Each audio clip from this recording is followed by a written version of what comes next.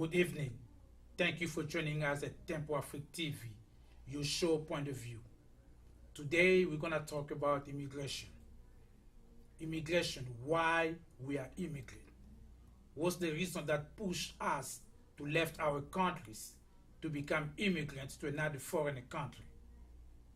That's the reason why we are here today at Afric TV, so we can share this small knowledge with you. If you want to join the conversation, you can still call us at 612-224-2020.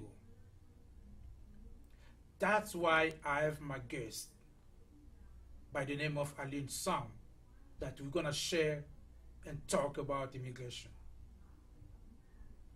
Alim Sam, welcome to the show. Thank you, Herman. Thank you for having me. Immigration.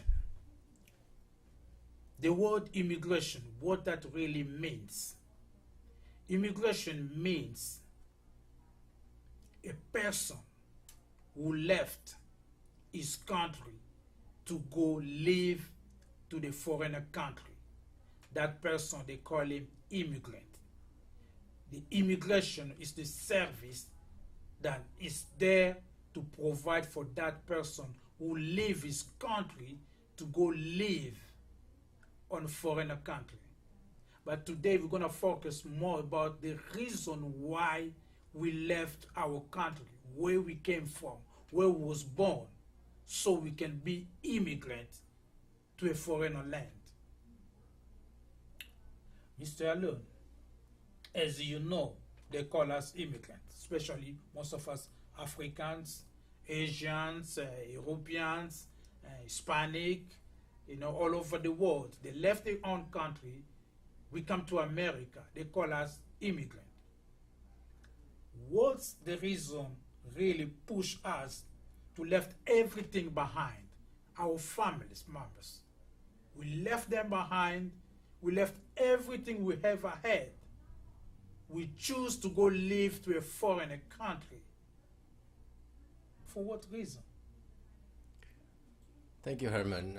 So people immigrate for different reasons. Mostly it is economical or political. Those are the two main reasons why people would leave their home countries to go abroad, as you stated. For the majority of Africans that are here in America, it's economics. It's the countries where they come from are very poor, and they were not able to provide enough for them to sustain their livings in their own countries. And the other part is what we call the political struggles. Some countries, like in your own home country of Congo, where for the last few years you guys have had a couple of unrest, so a lot of people run away from that unrest to go to find safer places. But I would say the majority of people today immigrate for economic reasons, trying to find greener pastures somewhere else. So most of us, as Mr. Alun say, we immigrate, we leave our country to go to the foreign country for economic reasons. The country where we immigrate, they accept us for economic reasons. That's the part of immigration. By immigration law, everybody who left his own country for economic reason, most likely he cannot be welcome to a foreign countries. Most of the time they take people for political reasons. People who left for example, abuse, for example, war, for example, extortion, human rights, so many things that immigration look all over the world, so they can accept you when you came to a foreign land, that you request the right to stay. By the immigration law, when you came for economic reasons, they really don't accept that. That's why most of us, we came from economic reasons. But if you say that in the paper, you know, like it's not really gonna help you. The person who leave his own land to go in another country, that person is immigrant. He went to another country to stay, to live over there. He's immigrant. The person who left, they call that person immigrant. Your original country call you immigrant because you left your country to go to the foreign country. Once you are in that foreigner country, you become immigrant. Those are the two words that we have to be careful. It's simple to understand. When you left your country of origin, you immigrant because you left your country.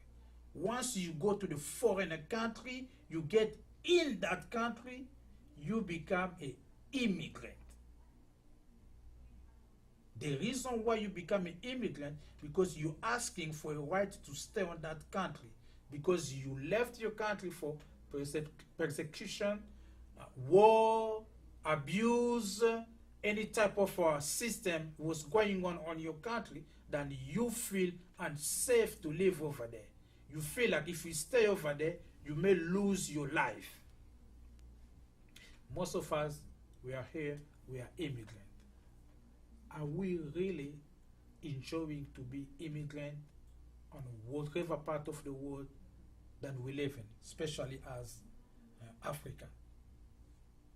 Mr. Alain. It's complex, and it's not that these people, the countries that we go to, don't need us. That's a false perception. A lot of these countries, we have close to 1 million people that immigrate inside the United States every year. If you're looking at the percentage of the people that are asylee or refugees, it's a smaller percentage than the people that come in accepted by what we call the DVD or the visa that they send out all over the world that come in. Between 1 million, if you calculated that, I would say close to maybe 850, 900,000 people come in as immigrants that the US need in terms of labor. So it's not just the countries that, because people need that cheaper labor. So immigration allows cheaper labor. Don't let the rhetoric or the propaganda that, oh no, we don't like immigration. That's not true. Most of these rich countries need a lot of cheap labor in order to maintain their economic growth. If not, inflation would be too high within these countries because the autochthone labor market is very expensive. So it's a complex issue that is very misunderstood by even immigrants that come into this country. We feel like they're doing us a favor by allowing us into the country, which is not true. We do provide every year, new immigrants provide a lot of labor and cheap labor, which the economy needs in order to grow. If not, a lot of companies would have closed a long time ago. A lot of restaurants right now, a lot of construction companies would not be able to sustain themselves if that cheap labor was not coming in. So to feel like they're doing immigrants a favor is a misconception. It's not really the reality on the ground. See, that's the reason why we have this show today, so you guys can have at least a bite to understand like your value for the country that you're requesting a right to stay. Once you're in America, you got to know like you are valuable asset for American economy to run. But also you have to understand, you have to position yourself in a position like you can benefit for you to left your country to come here. You can benefit for whatever reason that make you left, so you can get the full understanding like I'm here, I need to work. We have so many obstacles. The first one is the language. Most of us come from the country where we speak French, we speak our own dialect. Most of us, we speak our own language. Most of Africans speak 2 or 3 different languages. Mother language, country language. But when we come in America, we have to learn English. That becomes like an obstacle for us. But for you, a human being who left your country for some reason, you want to come to America so you can be successful in your own way, in your own life, you have to understand the law of the land. And that's why we're having so much trouble. As I say, it's about the language. Not only the language, also, it's like the social network, the way people gonna be treat you. Do you think really we got a point about when you come to America, most of us, we get a big surprise because of the illusion that we had before we come to America. We get a big surprise. Language, people around you, everything is changed. And from that point, it's a breakdown for immigrants. Do you agree with that, Miss Alun? Yes, it's there is a lot of misconception that we have from abroad, or the view that we have of America from outside, and the view that is on the ground is totally different. Movies paint America in a different eye than when the reality on the ground. So a lot of people were not expecting, they were thinking of the El Dorado, you know, life of milk and honey, where they will come and just build big homes, drive big cars, you know, and this is the happy life.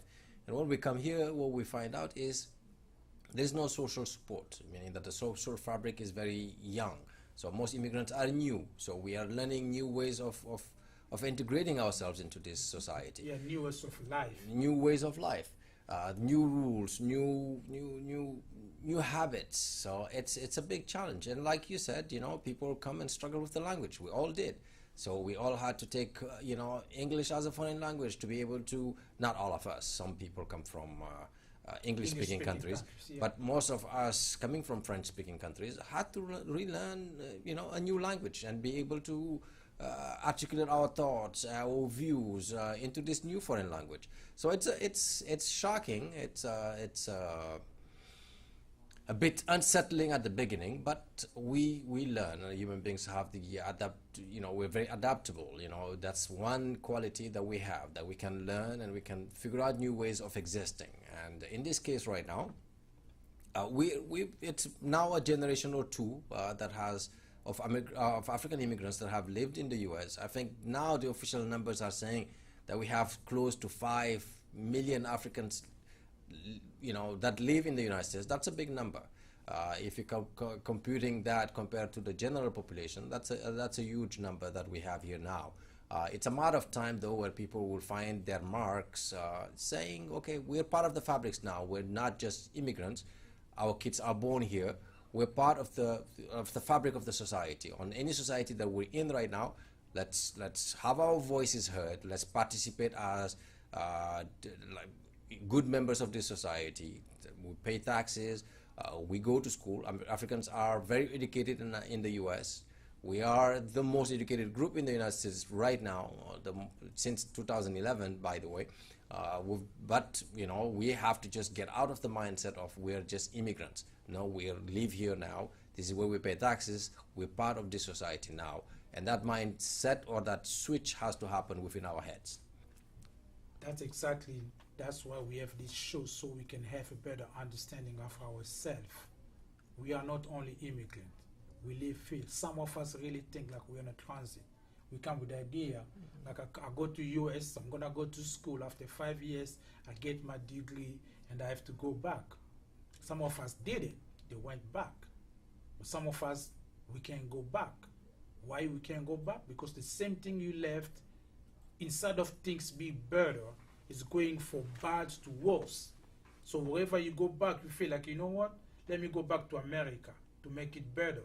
But this is the point. You are here, you have a kid, you have a family. Now, in America, we start having generation. We are the first generation of African living in America for good. When I say for good, because now we're going from the grandparent come here back in the 70s. Today, some of them, they have grandkids born here. That's one generation already. Well, that's a big generation, because those grandkids, most likely, it's hard for them to go back, live over there. We have to integrate ourselves to the society, to be part of the society, to understand the law, to speak the language, to walk like they say. When you go, you see people dancing on the left side, you got to move on the left side. Because wherever we like it or not, as Mr. Alun said, in America today, the most educated people are Africans. Not only in America, in the whole world today, the young people is Africans, young generation. Everywhere in the world you look, people are retiring, over 60, 70 years old. That's why they need immigrants. Whatever is happening in Europe, you can see it. Why they're gonna take all those bunch of Syrians or bunch of Iraq people or bunch of those people, bring them to Germany? Because they are needed. The one who have skills to work, they make it better. The one who do not have the skill, they still be needed so they can keep the country running. Because in Germany today, most of people, 65% of population are old. When you say old, they reach over 65 years of age. Most of them in Germany. So the youngest people in Germany, they don't have kids like we do. They only have one child, and before that child can produce, so to help the country to develop, they need us. But we got to play a big role. We got to understand ourselves, but be together so we can be like we are here to live.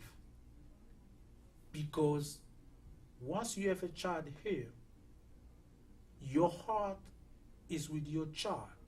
Your child lives here. This is your home. Why we don't feel comfortable living here, staying here, even teaching our kids?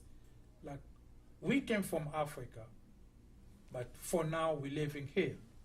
That's the history of this country. This is an immigrant country. People come all over the places to make this place, a better country in this earth. People come all over the places. But as Africans, we always step back. Like, no. This is not what I come in America for. I'm going back. But 20 years later, we're still talking about the same thing. What do you think about that, Mr. Ali? It's a mindset that we came through, and most of us came here thinking that it was a short-term lived transit, like you said, because we're one of the first generations that stayed abroad. Our parents came abroad, went to school, and went back, and some of us now have kids, have families, so it's a bit different. So it's one of the first generations that is staying in big masses. So we're seeing more now that new reality. So it's a new paradigm. It's a shift in terms of immigration and the habits that we Africans are building now into Europe or America. And like you mentioned, it's aging populations. Both Europe and America are older populations now. So the new wave of immigration is going to have a different face. And we're already seeing it. And one thing that you mentioned is the majority of the young people in the world in the next 20, 30 years are going to be African born. That's a statistic. Yeah, it's statistics that are out there right now. Yeah. All we have to do, though, is remembering that we are part of this society, that we come from Senegal, Congo, or Ethiopia, or any other countries. That doesn't make us leave our countries behind. We still are members of those societies. America allows dual nationality anyway. So being part of the US fabric does not remove anything away from your country of origin. It's the other way around. A lot of help comes from, goes to Israel because of US Jewish lobbies. So if Africans that are living here right now are Americans, they can lobby for their countries to say, no, we need more aids into our countries, we need help, we need more water, we need more electricity, we need more this, and that's a lobbying that we can do. We need more food. All of this above. We can lobby in the US, the local Congress, the federal Congress, all of this can be, lobbies with our representatives. So this is part of being part of this fabric and being an immigration society now that lived here and stayed here. So that mindset can be changed. It's just a point of view and a matter of positioning ourselves here in the U.S. If you want to join the conversation, you can still call us at 612-224-2020. We're giving you our point of view. How about you? Give us your point of view and let us know what you think about the subject we're talking about today. Most of us are Africans in US. We need to get together. We need to get together to sit down so we can help the country where we came from. As Mr. Lund just said, we have to have a lobbyist, the people who talk to the people in Congress to let them know, hey, look, Burkina Faso need this, Senegal did this, Congo Kinshasa need this, Congo Brazzaville need this, Ethiopia need this, Eritrea need this, Mali need this. We need to get together because that's the most important things. Look here today. Everybody, we came from Europe. They are united in the US. They're working for the common goal. So everything that US can do to help those countries, they help them. And they call them partners. Why don't USA can call African partners instead of them to come to tell us what to do, for example? It's up to us. Today we call ourselves immigrant. But I have to tell you, we are no longer immigrant. We are here to stay. If you like it or not, we are here to stay because we live here, we pay tax here, and we do everything here. I didn't say like you cannot go back. It's your own plan. But wherever you're living, you have to be integrated to that society so you can be part of the society. Most likely, make your voice heard so people can understand you why you talk with accent. Because you speak 4 or 5 more languages than they can't.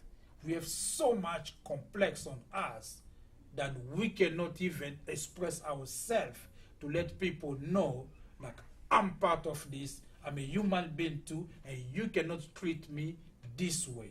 And that complex, if we cannot take that out, guess what? We're going to translate that to our kids. Because we are the first model that they see when they were born in home. If you cannot have a good conversation with somebody over the phone in English in your house, you're making your kids weaker and weaker. It's a statistic, not only for us, even America. That's why we need to go to school, benefit for this country. Wherever we can benefit, take it and bring it back home to make it better. Remember, we didn't come here to play, as we always say. We come here to make things better for ourselves. I think one of the best ways is by educating yourself. Immigration is open for everybody. But it's you. How you going to use it? What you going to use it since you are here already? How you going to manage that you can benefit for whatever reason that you could not benefit where you came from. Mr. Allen, as especially African, I mean, I'm not talking about African all the time, but also like Hispanic people. Mm-hmm. They have easy access. They can cross the border, and once they cross the border, they come here, they're already immigrant. When you say immigrant, because they left the country, they come here. Mm-hmm. But now it's become hard for them to get the right to stay in America. Most of Africans living here will already have a right to stay in America because we are far away. Before we reach America, some of us come as a refugee. There's nothing wrong with it. It's for reason why we are here. Some of us, student visa, whatever reason, whatever things that bring it to America. 99% of Africans living in the US, they have a right to stay. Why we cannot sit together and make our voice heard in America as one single people, African voice? My point of view on that is I think it's more a psychological barrier. You know, we come here, we feel like it's a favor that is given to us.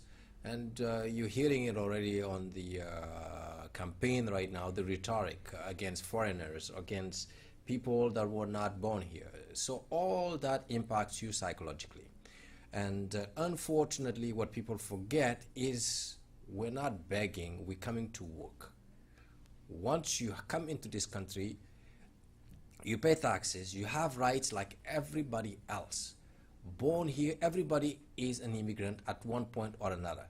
New immigrant, old immigrant, except the American Indians or the Native Americans, everybody else is an immigrant from one part of the world or another.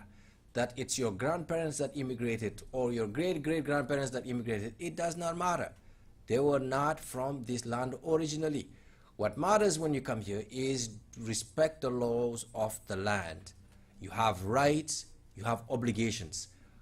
You do not have to lower your head down in front of anybody. We are respectable citizens of this land, live as such. We come here, whatever, because what we bring, now we have Chinese food, we have other people's food, now we have Ethiopians food now that is, so bring what we have. Let's bring what we have that we can contribute at the table. We're part of these fabrics, we're part of the society. It's time that we stop feeling like somebody did us a favor. And it's asking your rights, what's due to you. I pay taxes, how come there is war in my country and the US is supporting the people that are causing this? Those are the kind of rights that you have as a US citizen or just a US legal immigrant. Like you said, most Africans that are here are legal immigrants. Yes, we're still struggling with small portions that are still trying to, but mostly, most people are legally here in the United States. Most of us are. But the reality is psychologically, people are still seeing themselves as because that starts at the embassy, the way we treated at the embassies, we carry those kind of nonsense until now. You live in America, you have rights like everybody else. Forget about all the treatment that you faced when you were coming here, and those are part of the stuff that you can fight. You can fight now as a US citizen, saying the way my people are treated at the embassy is not right.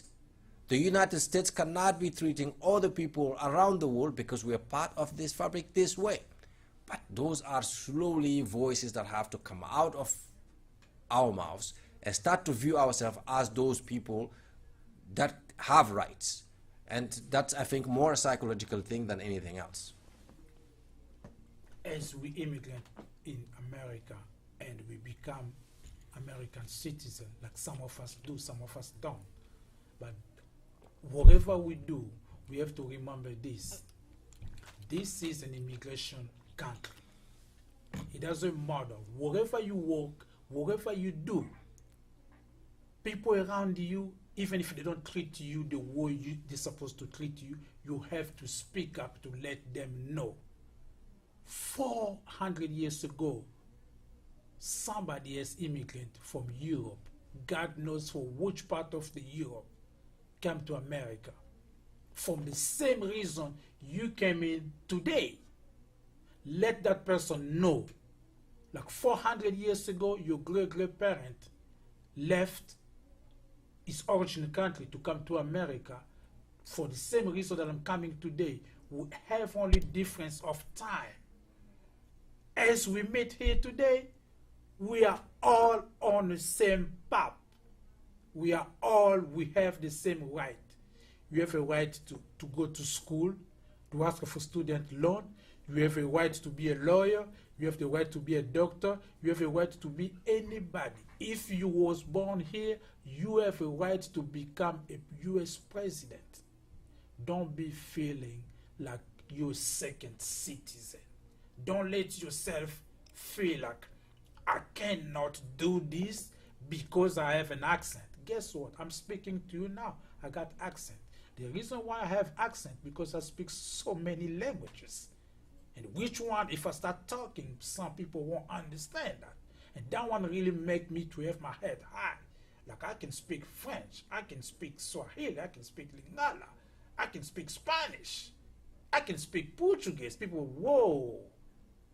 That's where you have to put yourself like a valuable person. So people can understand like this person, the reason why he have an accent, because he have a multiple language that he can speak, he can write, and he can read. Make yourself available from immigrant to become part of this land. I want to thank my guest, Mr. Lin, today, and we promise next time we bring you a lawyer so he can explain to you who is illegal in this country and who is not illegal. Until next time, take care of yourself and also take care of your status in America. You are not immigrant. You are part of American life. Thank you and see you next Wednesday at the same time. Stay tuned to Tempo Afric TV. I'm your host, Mr. Herman, and your show Point de Vue. Good night.